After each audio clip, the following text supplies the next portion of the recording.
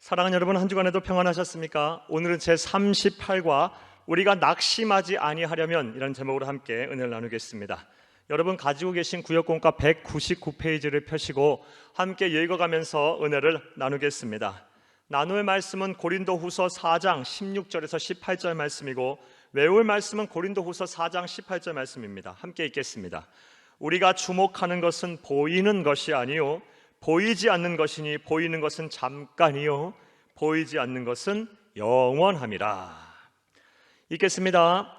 본문에서 사도 바울은 고린도 교회 성도들에게 낙심하지 않기 위해 무엇을 해야 하는지에 대해 설명을 하고 있습니다. 그런데 사실 그는 지금 다른 사람을 걱정할 형편이 못 됩니다. 왜냐하면 그는 복음을 전했다는 이유 하나만으로 억울하게 감옥에 갇혔고 셀 수도 없이 매를 맞았으며 늘 가난과 멸시를 받아야 했기 때문입니다. 하지만 사도 바울은 다음과 같이 말합니다. 우리가 이 보배를 질그릇에 가졌으니 이는 심히 큰 능력은 하나님께 있고 우리에게 있지 아니함을 알게 하려 함이라. 우리가 사방으로 우겨쌈을 당하여도 쌓이지 아니하며 답답한 일을 당하여도 낙심하지 아니하며 박해를 받아도 버림받은 바 되지 아니하며 거꾸로 뜨림을 당하여도 망하지 아니하고 우리가 항상 예수의 죽음을 몸에 짊어지면 예수의 생명이 또한 우리 몸에 나타나게 하려 함이라. 고린도후서 4장 7절에서 10절 말씀입니다. 사도 바울은 낙심하기는커녕 오히려 의기양양하고 있습니다. 어떻게 하였기에 이러한 상황 속에서 그는 낙심하지 않을까요? 우리 또한 낙심하지 아니하려면 어떻게 해야 할까요? 여러분 주칩니다. 우리 또한 낙심하지 아니하려면 어떻게 해야 할까요? 문제제기입니다. 첫째로 속사람이 날로 새로워져야 합니다. 주칩니다. 속사람 동그라미 칩니다. 그러므로 우리가 낙심하지 아니하노니 우리의 겉사람은 낡아지나 우리의 속사람은 날로 새로워지는도다. 고린도후서 4장 16절 말씀입니다. 사도 바울은 고린도 교회 성도들을 향하여 너희가 낙심하지 아니하려면 자신처럼 겉사람은 날로 낡아지나 속사람이 새로워져야 된다고 권면을 합니다. 사랑하는 여러분, 우리의 살과 뼈 장기들은 세월이 흐를수록 낡아질 것입니다. 우리의 겉사람은 나이가 들에 따라 늙게 될 것입니다. 병들게 될 것입니다. 그러나 우리의 감정, 생각, 의지, 우리의 영혼, 진짜 우리의 본 모습인 우리의 속사람은 날로 새로워져야 한다는 것입니다. 사랑하는 여러분 주칩니다. 우리의 감정, 생각, 의지가 존재하는 영혼인 속사람은 날로 새로워져야 한다까지 줄을 쳐놓으시기를 바랍니다. 속사람이 날로 새로워져야 한다는 것은 우리의 진짜 모습인, 우리의 진짜 자아고 우리의 진짜 정체성인 우리의 영혼이 날로 새로워져야 한다는 것입니다. 자, 그렇다면 어떻게 해야 우리의 속사람이 날로 새로워질 수가 있을까요? 먼저 주치면서 1번 합니다. 세속적인 욕심을 버려야 합니다. 줄을 칩니다. 새로워지다의 헬라 원어는 아나카이노라는 단어로 원래의 뜻은 주시겠습니다. 세속적인 욕심을 버리고 인격이 성숙해지며 완전해지다라는 뜻입니다. 따라서 우리의 속사람이 날로 새로워지려면 세속적인 욕심을 버려야 합니다. 욥도 욥기 41장 9절에서 참으로 잡으려는 그의 희망은 헛된 것이니라. 그것의 모습을 보기만 해도 그는 기가 꺾이리라라고 말했습니다. 욕심을 내려놓지 못하면 계속된 낙심의 겉사람뿐만 아니라 속사람까지 녹이 슬어 쇠하게 된다는 것입니다. 사랑하는 여러분, 세상 욕심, 세속적인 욕심은 우리의 몸과 마음을 병들게 할 뿐입니다. 이 모든 것을 하나님 앞에 맡기고 우리의 생명의 주인, 삶의 주인이신 하나님 앞에 맡기고 현재 주어진 삶에 만족하며 자족하며 하루하루 감사하며 사시는 여러분들이 다 되기를 간절히 바랍니다. 또 속사람이 새로워지려면 주치겠습니다. 우리의 심령에 성령님을 모시고 살아야 합니다. 주치고 2번 합니다. 우리가 이 보배를 질그릇에 가졌으니 이는 심히 큰 능력은 하나님께 있고 우리에게 있지 아니함을 알게 하려 함이라. 고린도후서 4장 7절 말씀입니다. 사도 바울은 고린도 교회 성도들을 향해 너희의 속사람의 보배를 가진다면 속사람이 새로워져서 어떤 상황 속에서도 낙심하지 않게 된다고 말을 했습니다. 또한 에베소 교회 성도들에게 그의 영광의 풍성함에 따라 그의 성령으로 말미암아 너희 속사람을 능력으로 강건하게 하시오며 에베소 3장 16절하고 말하고 기도를 하고 있습니다. 사랑하는 여러분, 주치겠습니다. 예수 그리스도의 영인 성령님으로 말미암아, 즉 성령님이 너희 속사람을 그의 능력으로 강건하게 하시기를 원하신다라는 것입니다. 사랑하는 여러분, 우리가 우리 안에 성령님을 잘 모시고 살면, 다른 말로 성령 충만하게 되면 우리의 속사람이 날로 그의 능력으로 말미암아 건강해질 것입니다. 속사람, 우리의 영혼이 건강해지려는 데는 이 성령 충만한 것보다 더 중요한 것이 없습니다. 사랑하는 여러분, 이를 위해서 부지런히 기도하시고 또 이 예배를 생명같이 귀하게 여기시고 또 성령 충만은 예수 충만이라고 많이 말씀드렸죠. 예수님 닮기 위해 노력하세요. 예수님처럼 생각하고 예수님처럼 사랑하고 예수님처럼 사역하고 예수님처럼 기도하고 예수님의 성품이 나의 성품이 되게 노력하다 보면 우리의 영혼이 나날이 건강해져서 우리 예수님처럼 강건해지게 될 것입니다. 여러분, 겉사람은 세월이 흐를수록 나날이 후패해지고 늙어지고 또 병들어가나 여러분의 영혼, 진짜 여러분의 모습인 속사람은 성령의 능력으로 말미암아 나날이 새로워지시기를, 강건해지시기를, 젊어지시기를 간절히 주의 이름으로 축복합니다. 사랑하는 여러분, 또 우리가 낙심하지 아니하려면 어떻게 해야 할까요? 둘째로 주치고 함께 읽겠습니다. 현실의 어려움을 너무 무겁게 보지 말아야 합니다. 줄을 칩니다. 우리가 잠시 받는 환난에 경한 것이 지극히 크고 영원한 영광에 중한 것을 우리에게 이루게 함이니. 고린도후서 4장 17절 말씀입니다.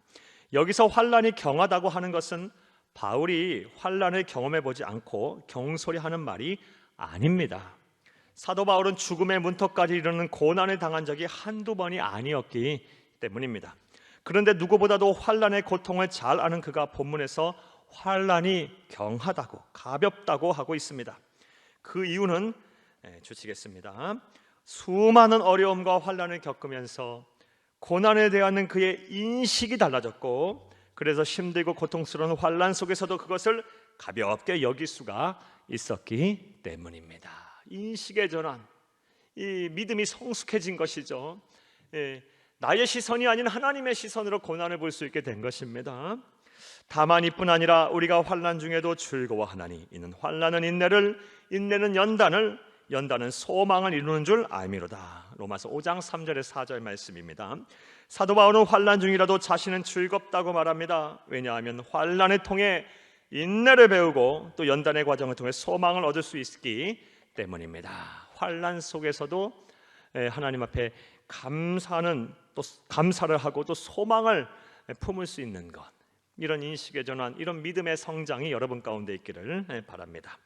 따라서 우리는 환난과 고통을 어떻게 생각하고 받아들이냐 하는 인식의 문제가 우리가 낙심하느냐 그렇지 않느냐를 결정하는 중요한 요인이라는 것을 잊지 말아야 합니다. 지금 당장 현실이 어렵고 힘들더라도 이 또한 지나가리라는 믿음을 가지시기를 바랍니다. 주칩니다. 이 또한 지나가리라는 믿음에다 줄을 쳐놓습니다. 그리고 나보다 나를 더 사랑하신 하나님의 섭리를 기대하시기를 바랍니다. 사랑하는 여러분, 지금 현실의 삶이 많이 어려우시죠? 그런 분들이 참 많으실 것입니다. 그러나 이 또한 분명히 지나갈 것이고, 이런 환난과 어려움, 이 어려운 현실들을 믿음을 지키고 잘 견뎌내고 이겨내면 이 어려움 넘어, 이 고통에 넘어 하나님께서 예비하고 준비하신 고통보다, 현재의 고통보다는 비교할 수 없는 영광이 우리를 기다리고 있을 것입니다. 그러하기에 현재 삶의 어려움을 가볍게 보시기를 간절히 주의 이름으로 부탁을 드립니다. 또 우리가 낙심하지 아니하려면 어떻게 해야 할까요? 셋째로 주치면서 함께 읽겠습니다. 눈에 보이지 않는 영원한 것을 항상 바라보며 살아야 합니다. 우리가 주목하는 것은 보이는 것이 아니요 보이지 않는 것이니, 보이는 것은 잠깐이요 보이지 않는 것은 영원함이라. 고린도후서 4장 18절 말씀입니다. 성령의 감동을 받은 사도 바울은 낙심하고 있는 고린도 교회를 향해, 또 오늘날 우리를 향해 낙심하지 않기 위하여 잠깐 있다가 사라지는 육신의 세계에 집착하지 말고 영생의 세계에 주목하라고 말하고 있습니다. 영생의 세계 동그라미 쳐놓습니다. 다른 말로 천국이죠. 본문에서 사용된 주목하다의 헬라어 원어는 스코페오로, 스코페오 동그라미 칩니다. 당시 사람들은 항해를 하면서 별자리를 본다는 뜻으로 사용하였습니다. 항해를 하다가 별자리를 볼 때에는 주변의 모든 빛을 다 끄고 차단한 후 캄캄한 밤하늘의 별에 집중하여 뚫어지게 보아야 합니다. 만약 그렇지 않으면 별이 잘 보이지 않을 것이고, 그것으로 인해서 그 방향을 잘못 잡아 생명을 잃을 수도 있다는 뜻입니다. 따라서 우리도 영생의 세계, 즉 천국을 바라보되 그것을 온전하게 보지 못하게 만드는 내 주변에 있는 모든 의심과 유혹, 염려와 걱정, 그리고 분주함의 불을 다 끄고 오직 믿음의 눈으로 뚫어지게 바라보아야 합니다. 사랑하는 여러분, 따라서부터 바라보아야 합니다까지 괄호를 해주시기를 바라요. 이것이 바로 우리가 영원한 것, 보이지 않는 영원한 것을 바라볼 때 우리가 어떻게 바라보아야 하는지에 대한 방법에 대해서 우리가 나와 있습니다. 너희는 마음에 근심하지 말라. 하나님을 믿으니 또 나를 믿으라. 내 아버지의 집에 거할 곳이 많도다. 그렇지 않으면 너희에게 일렀으리라. 내가 너희를 위하여 거처를 예비하러 가노니 가서 너희를 위하여 거처를 예비하면 내가 다시 와서 너희를 내게로 영접하여 나 있는 곳에 너희도 있게 하리라. 요한복음 14장 1절에서 3절 말씀입니다.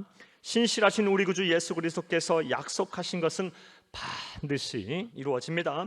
삶이 다하는 날 우리들은 예수님께서 당신의 생명을 우리에게 내주시면서 예비하신 천국으로 우리들을 인도하실 것입니다. 따라서 주시겠습니다.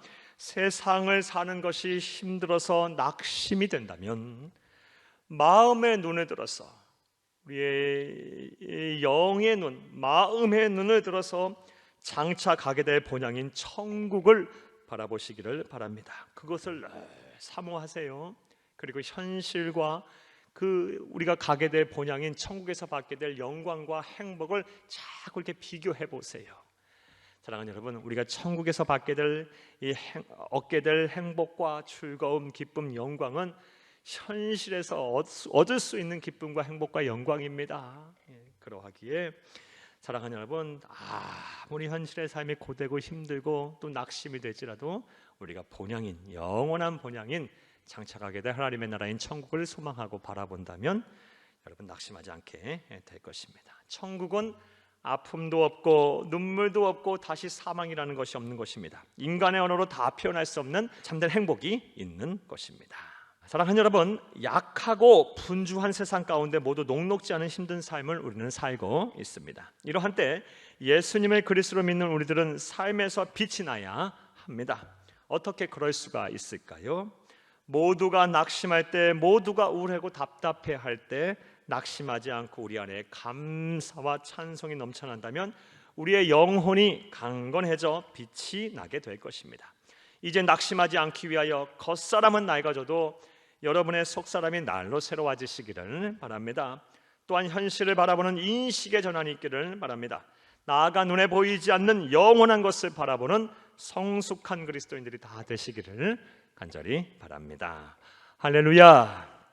말씀과의 만남을 보겠습니다. 1번, 사도 바울은 고린도 교회 사람들에게 낙심하지 않기 위하여 무엇을 해야 한다고 말하고 있습니까? 첫 번째로 속사람이 새로워져야 한다. 우리의 겉사람은 세월이 흐르면 늙고 병들고 우리의 육체는 언젠가 흙으로 돌아가겠지만 우리의 진짜 모습은, 우리의 영혼의 나날이 새로워지고 강건하게 되면 우리가 낙심하지 않을 것입니다. 또 두 번째로 현실의 어려움을 너무 무겁게 보지 말라라는 것입니다. 이 또한 지나갈 것입니다. 사랑하는 여러분, 우리 이 현실의 어려움을 통해서 소망을 찾아야 합니다. 감사하실 수 있어야 합니다. 이 또한 분명 지나갈 것입니다. 여러분 꼭 힘을 내시기를 바랍니다. 세 번째, 눈에 보이지 않는 영원한 것을 우리가 주목하고 우리의 시선을 거기에 딱 고정하고 인식의 전환, 믿음의 전환, 신앙의 성숙을 이루며 사셔야 합니다. 그러면 현실의 고통이 아무리 크다 할지라도 쉽게 낙심하지 않을 것입니다. 자, 두 번째, 속사람이 새로워진다는 것은 무엇을 말하는 것일까요? 말씀드렸다시피 우리의 진짜 모습인, 우리의 진짜 자아고 진짜 정체성인 우리의 영혼이 나날이 새로워지고 강건해진다는 것입니다. 3번, 우리의 겉사람이 낡아질지라도 속사람이 새로워지기 위해서 우리는 무엇을 해야 할까요? 함께 나누어 봅시다. 세속적인 욕심을 버려라 라고 말씀하셨고, 또 나아가 성령의 능력으로 말미암아 우리가 새로워질 수 있다 했습니다. 성령의 능력으로 말미암아 성령 충만을 사모하시기 바랍니다. 성령 하나님께서 우리 안에 충만하게 역사하시면 우리의 인격을 다스리시고 우리의 삶을 다스리시고 인도하고 보호하시면 이제 우리의 속사람이 나날이 새로워질 것입니다. 성령 충만하기 위해선 기도해야 합니다. 그리고 성령 충만하기 위해선 예수님과 끊임없이 교제해야 합니다. 교제를 어떻게 합니까? 예배를 통해서, 예배를 정성껏 드리시고 예배를 사모하시고 예배를 통해서 하나님께서 주신 은혜를 받아 누리시길 부탁합니다. 무엇보다 성령 충만은 예수 충만입니다. 예수 닮기 위해서 노력하시면 우리 안에 예수가 충만해지는 순간 성령 또한 충만하셔서 우리의 속사람, 우리의 영혼이 나날이 새로워질 것입니다. 웬만한 일에 쉽게 낙심하지 않을 것이고 오히려 감사하게 될 것입니다. 하늘 행복이 여러분의 것이 될 것입니다. 일어나 복이 저와 여러분의 복이 되기를 간절히 주의 이름으로 축복합니다. 감사합니다.